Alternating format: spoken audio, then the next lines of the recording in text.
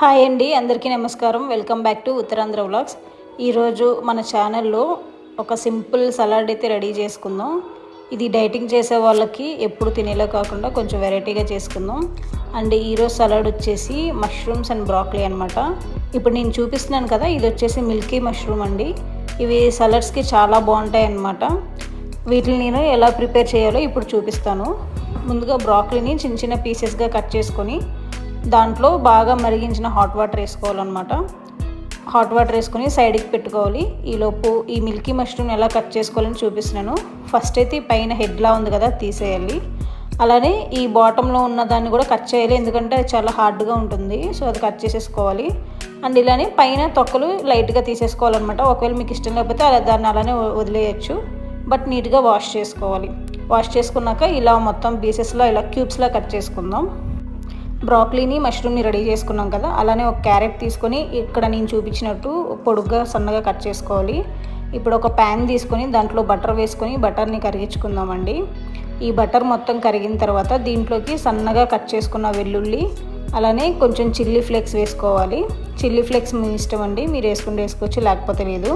ఇవి ఈ రెండు కొంచెం ఫ్రై చేసుకోవాలి. ఈ రెసిపీ మొత్తం ఫ్లేమ్ని హైలో పెట్టుకొని చేసుకోవాలండి. ఇప్పుడు ఇవి మనకి ఫ్రై అయిపోయినాయి కదా, ఇప్పుడు దీంట్లోనే సన్నగా కట్ చేసుకున్న క్యారెట్ వేసుకుందాం. ఈ క్యారెట్ మనకి ఎక్కువ ఉడకనవసరం లేదనమాట, మనకి కొంచెం ఉడికితే సరిపోతుంది. ఎందుకంటే మరీ ఎక్కువ ఫ్రై చేసేసినా మనకి యూజ్ ఉండదు ఈ సలాడ్ వల్ల.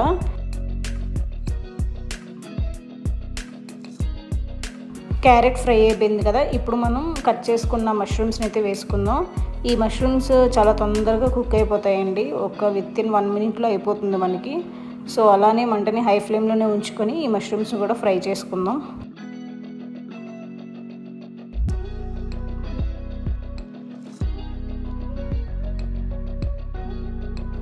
మష్రూమ్స్ ఫ్రై అయిపోయాయి. ఇప్పుడు దీనిలో మనం సైడ్కి పెట్టుకున్నాం కదా బ్రాక్లీ, ఆ బ్రాక్లీని అయితే వేసుకొని బాగా స్టిర్ ఫ్రై చేసుకుందామండి.